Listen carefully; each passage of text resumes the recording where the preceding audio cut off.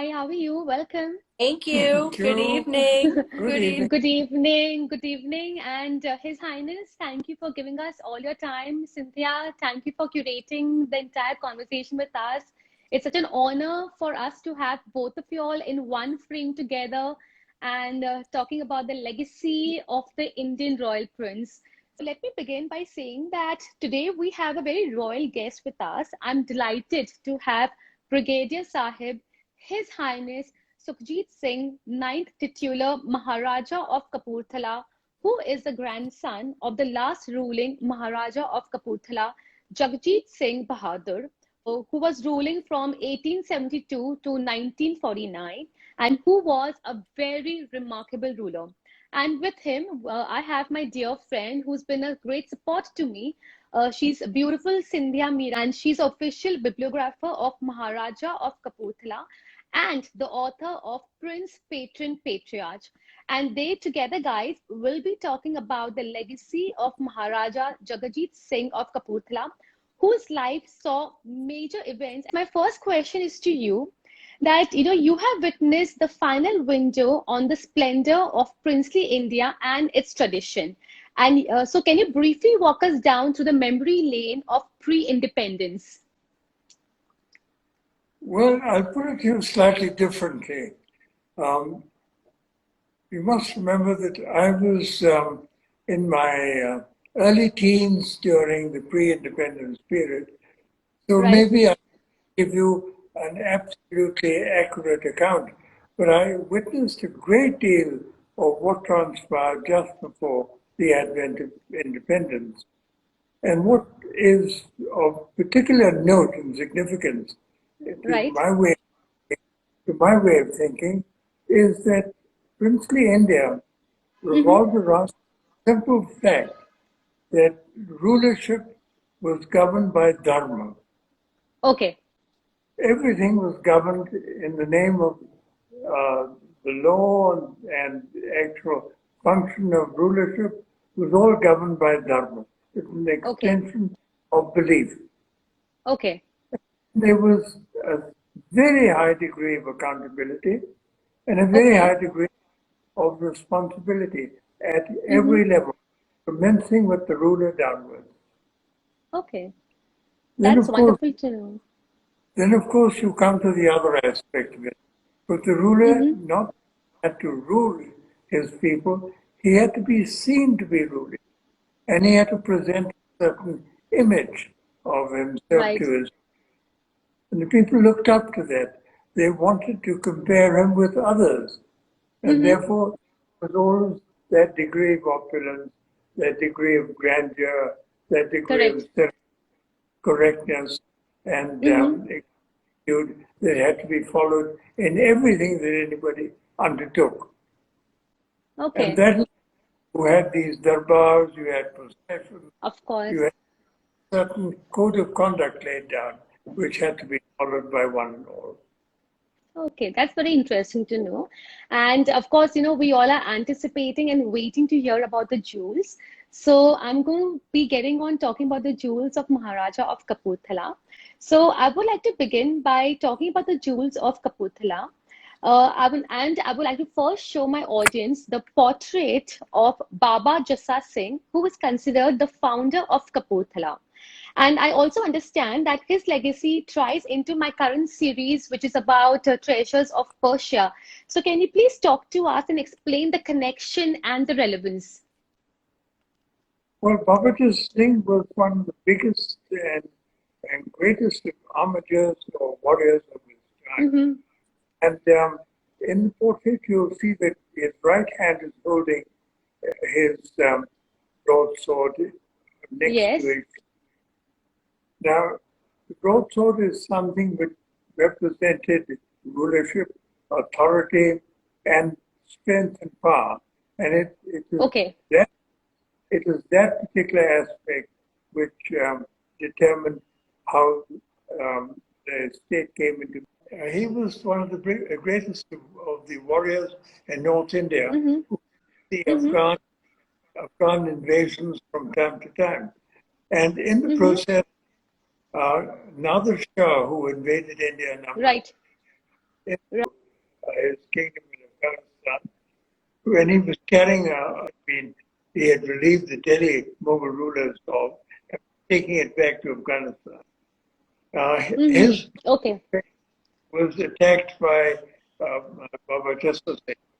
That's why you see, for example, emeralds, which we'll get to, were so popular in Mughals. And that's why you associate Kapurthala with emeralds, and that's the origin of the emeralds, Mughal emeralds.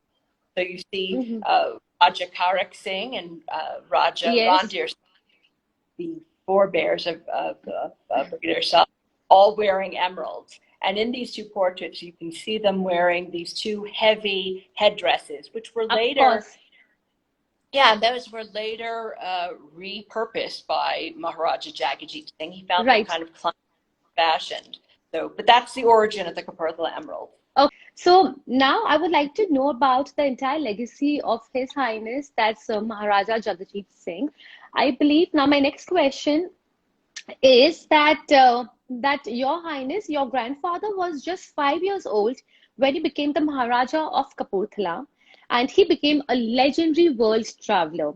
How did it influence him? Travels you're referring to? Yeah.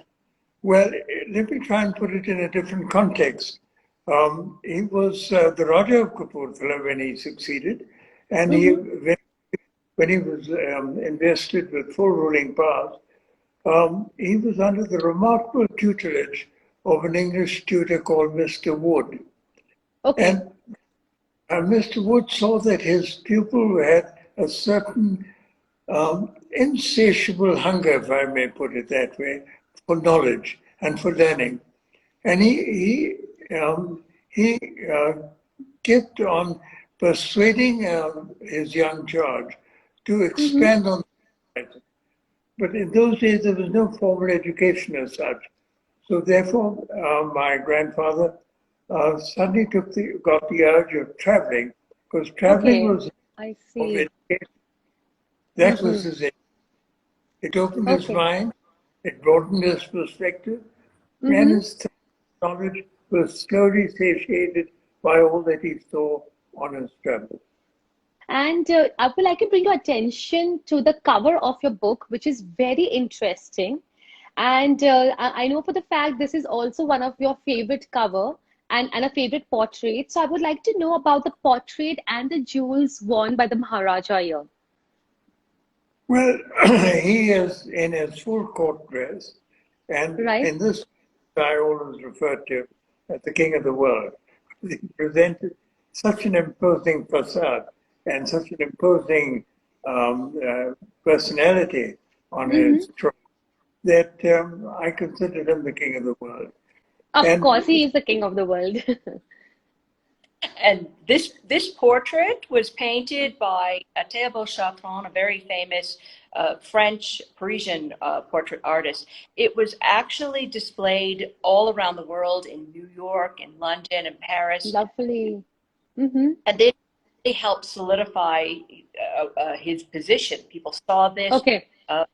Of course, he was well traveled and well known in Europe and America, but people saw this. They said, "My goodness!" So this regal Maharaja. So a lot of people came to the conclusion that he must have been to be so regally attired. He must have been the third richest man in the world. So that nickname stuck rather. And he wasn't Kapurthala wasn't Baroda or Hyderabad, but the Maharaja is always associated in that league. And I think this portrait being exhibited also helped with that. To look at the sherwani itself, the achkan that he was wearing, called a sherwani, beautifully embellished with gold. These were the speciality of craftsmen from Lahore. You know, he's first of all, this whole effect of grandeur. It's not just the way the portrait's done. It's that beautiful throne. You have him wearing the Hamilton tiara made by Hamilton and Company of Calcutta. He's wearing ropes of pearls, and those were very popular. Patiala wearing them, and they fell out of fashion probably about 19.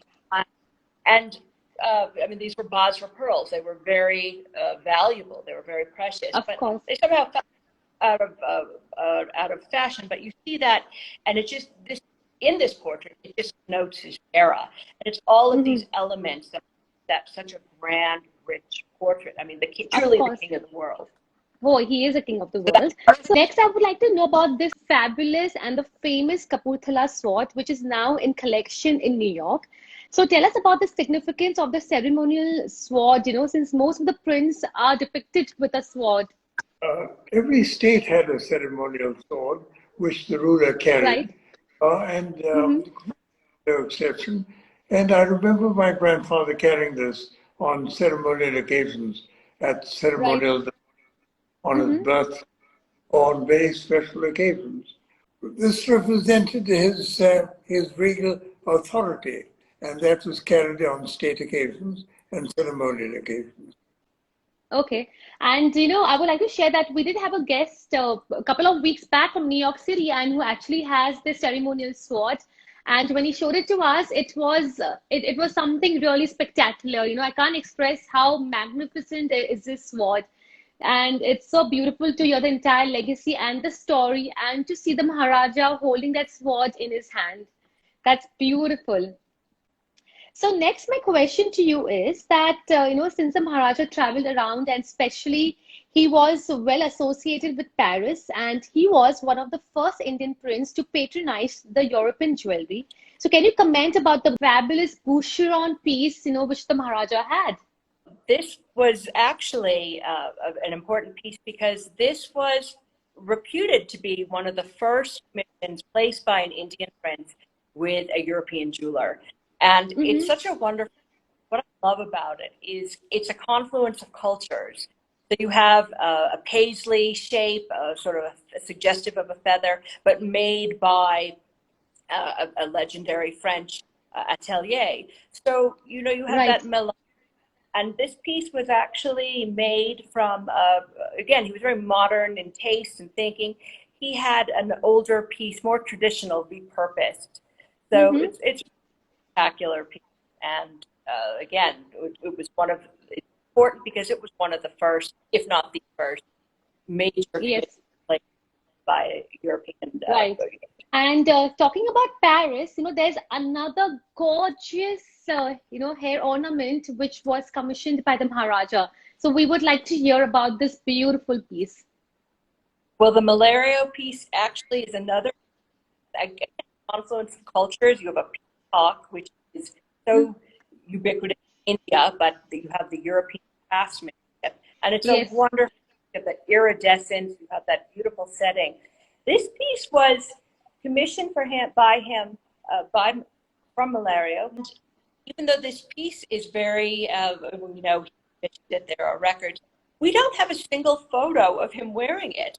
And I'm hoping somewhere out there will be a photograph of him from this event. Or it's mostly associated with Spanish Rani, Anita Delgado. She's seen frequently wearing this, many portraits and paintings.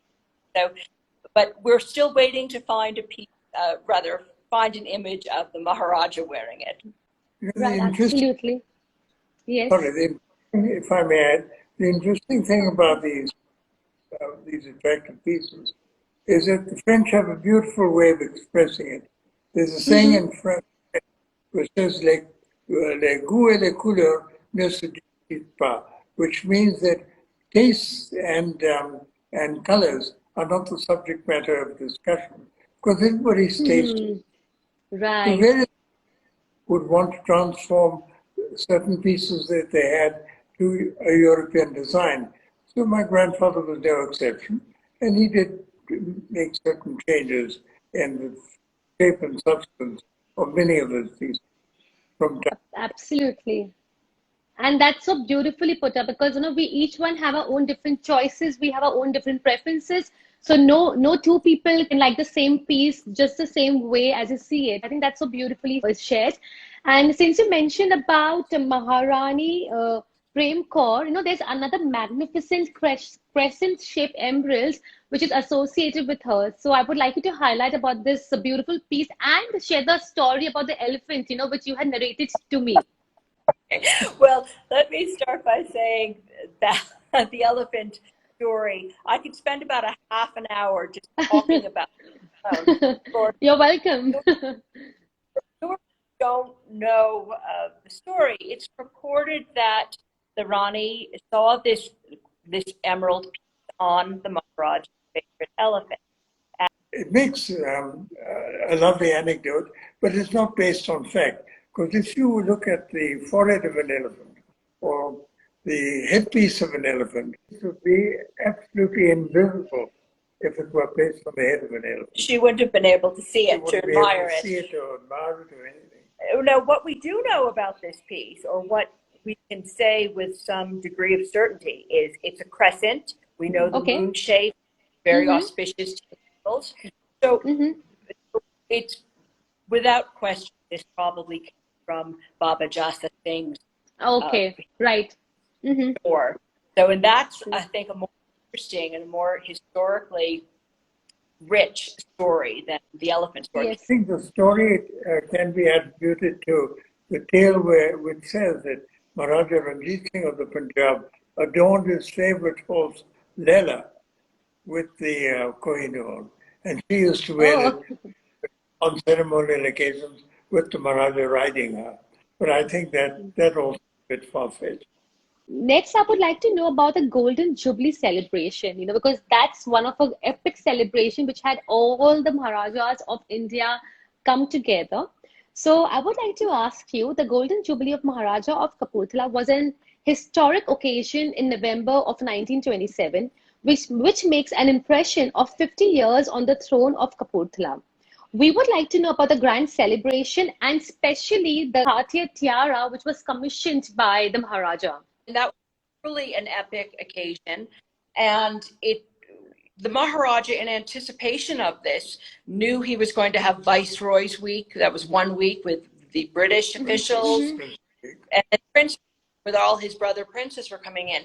He needed to have a very fitting, very special, new majestic headpiece made. So that's why he turned to his friends at La Maison de Cartier and entrusted them to create a fabulous piece.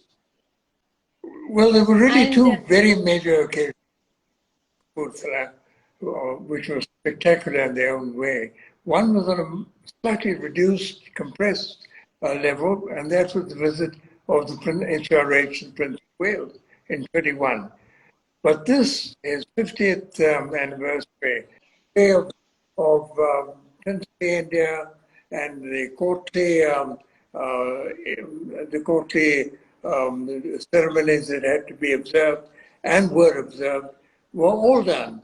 And I wasn't present on that occasion. But from accounts that I have been told about and read about, and what my grandfather used to tell us all in the family, were describing it and going through memory. So it was an occasion in which not only was he being feted, but he had to show that he was not only accepted by all his brother princes and feted by them, but that he was equally responsive to their praise for his administration and for the way he had handled his state over 50 years that passed. And the suites that accompanied the ruling princes were about 200. In order to accommodate all the guests that had been invited and did turn up, a special camp had to be erected in the park of the palace to accommodate 200 members of the staff who attended the ceremony. Also, the darbar which followed. But best, and were on display to the populace of Kapurthala. And naturally, everybody was astounded by the profusion of sartorial elegance and the displays that were put on site for all of them. And when you look at this photo, you can see they're all magnificently attired. They have beautiful, magnificent Shervanis, they're bejeweled. This image, I think, just captures an era that we'll never see again. Yeah, for sure. And Surya, of course, was a symbol for the rulers of power, prestige, and so here they all are all together, gathered like that. So it's really rather remarkable. Now, a lot of people ask me when they see this image, well, wait a minute, this is the Durbar. He had the Cartier tiara made. Why is he wearing in this photo the Hamilton diamond tiara? And he actually, for this particular group photo, he wore the Hamilton tiara. And later, when he about an hour later, he wore the Cartier tiara. But it was really an unforgettable occasion. I'm sure about that. I'm absolutely sure about that. I would like to ask His Highness that you have seen Maharaja looking so grand and regal, but to you, he was your beloved grandfather. What was he like as a family patriarch? Can everyone see this wonderful photo from the book? I'm afraid not very clearly. Wonderful photo that we have of the grandfather and grandson. So, but he can talk a little bit about. He was a remarkable human being in every way, because he would come to the level of even a child and make that feel completely at ease and at home with him. He was a very loving nature. He never harangued anybody, but he would explain the most complex of issues in our children's minds in very simple analogies and examples that he would give from everyday life, and then drive home a lesson. I once on a shooting trip wounded some of the beaters accidentally by swinging my gun into the beat and pulling the trigger, which is an absolute no-no, but in the excitement of the moment I did it as a teenager. He didn't shout at me, he wasn't angry with me. He just took me aside after attending to, luckily they weren't seriously injured, where he took me aside and with his hand on my, he explained to me how it was dangerous to swing into the beat and why that should never be done. I never forgot that lesson. So my next question is that Your Highness is generally acknowledged. Sadly, most of the great princely collection are no longer in India. What are your thoughts on that? Well, I feel that it's sad that, I mean, you have Indian craftsmanship, these pieces, for many of the pieces, such as the Nizam's pieces. I think it's sad these pieces are, they're part of Indian history. They're part of princely India. It was such a big and important part of history. So, well, when you look at them, may I suggest that what happened in 1947 and 48, during partition, when people lost everything, just came home or right across the border with the shirts on their backs. That is a real loss. So moving further, I would like to know about the one piece you treasure and stands above the greatest emblem of your family's history and legacy. Without any hesitation, I would say it's Jagatjit Singh Bahadur broadsword, because that represents the state in its entirety. It was formed with the aid of that broadsword. It was the aid of that broadsword, which later my grandfather converted into diplomacy and a different artistic manner and a more civilized manner of the conduct of affairs. But now it represented justice being administered by a very humane and forward-looking prince. I would like to know what is the most important to you about the legacy of Maharaja Jagatjit Singh that you would like to be known? I think it's his insatiable thirst for knowledge. It was a quest for himself to broaden his mind, to come up to date with what's going on around him. He never looked back. He always looked forward to the future. And he tried to build for the future and try to cater for the future whether it was in education, administration, or just plain day-to-day living. Secular ruler, amazingly broad-minded for his time. For him, only one thing mattered. What was capability and your qualification? That's so beautiful. So you said the only thing that mattered to him was your capability and your qualification. Is that what you said? That's such a powerful, that's such an empowering thought. I would like to know that, tell us about the operations undertaken by him and that transformed Kapurthala towards a modern development. The fact that in about 1950, he convened a state council in which he consulted the village elders in the state council before any major decisions were taken. Now that is the true hallmark of a democratic mind. Somebody from the audience had asked about some school. So if you would like to highlight and talk about it, I'm not too sure what school was he referring to, but I did see a lot of comments asking about a particular school. Also suspect some people are referring to the Sanic School. Yes, the Sanic School.